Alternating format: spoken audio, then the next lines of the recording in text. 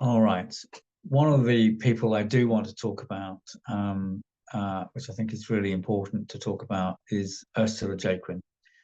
Um, Ursula Jaquin was the wife of Noel Jaquin, and it was my great pleasure to get to know her in the latter years of her life. Um, she had been asked in 1975 to become the Honorary President of the Cheirological Society by Terry Jukes. Noel Jaquin died in 1974, so as a bereaved widow, she was probably very glad to um, be able to honor and maintain the knowledge of her husband's name by lending her support to the Cheirological Society, and which is basically what she did. She had no actual role in the Cheirological Society whatsoever. She wasn't involved in the Cheirological Society, and she actually wasn't even a hand reader. She met Noel Jaquin quite late in his life, and was with him for about 20 years. So she met him in the mid-50s. By the time of the mid-50s, he was no longer doing hand reading. Noel Jaquin, as a hand reader, was very prolific in the 20s and 30s and 40s. His hand reading career really took off when he had an article published in Pearson's magazine in 1926. And he basically said, if you want to have your hand read, you can send me a photograph or an impression of your hand, and I'll do a hand reading for you.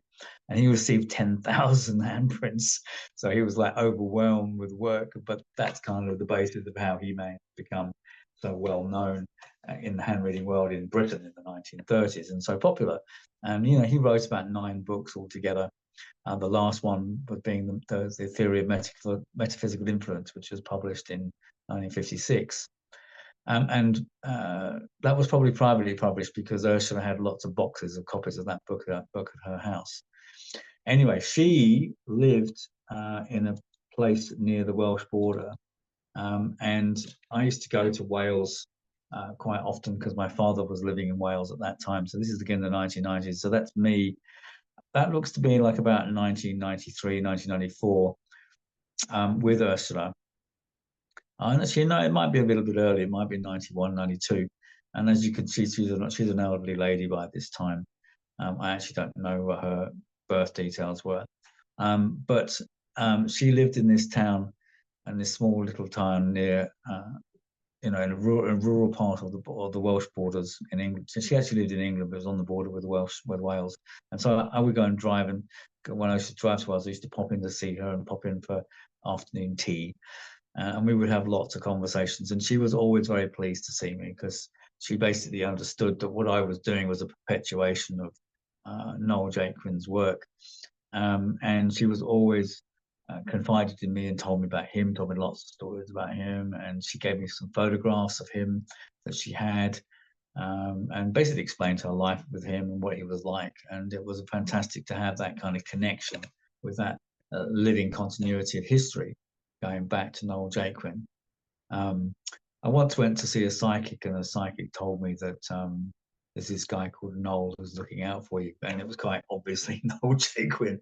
Nobody else in my life is called Noel.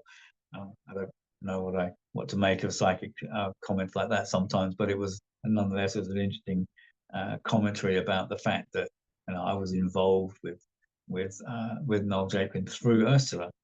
And we got to know each other very, very well. And she also functioned as Terry Jukes' astrologer as well. So he would send her question marks about his various girlfriends and whether or not she thought they were compatible with him.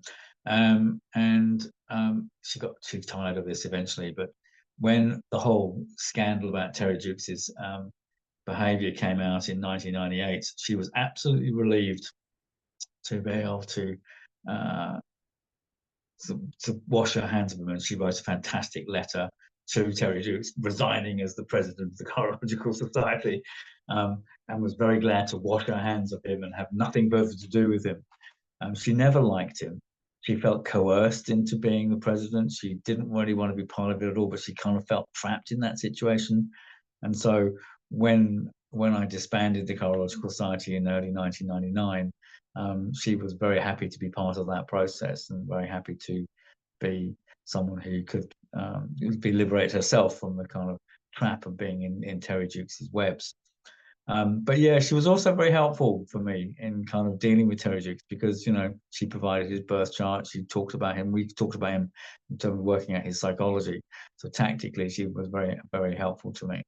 And she loved it when Caroline and I would go around to tea and with her and have lunch with her. And she was always very kind and very generous. I think she was missing someone to look after, because that was essentially was her relationship with Noel Jaquin.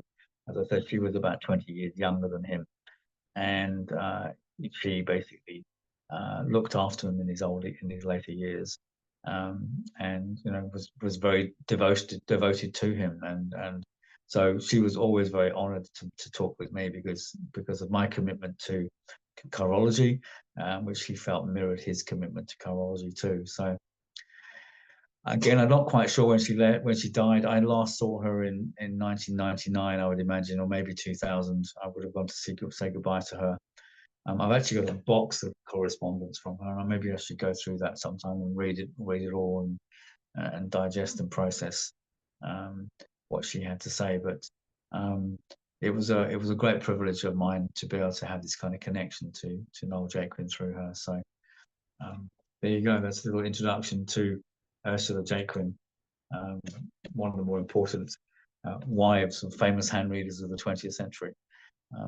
So for more of these stories about my role, my life in chirology, and who I've met along the way, like and subscribe, but there'll be more coming out soon. So thanks for your time. I hope you enjoyed it.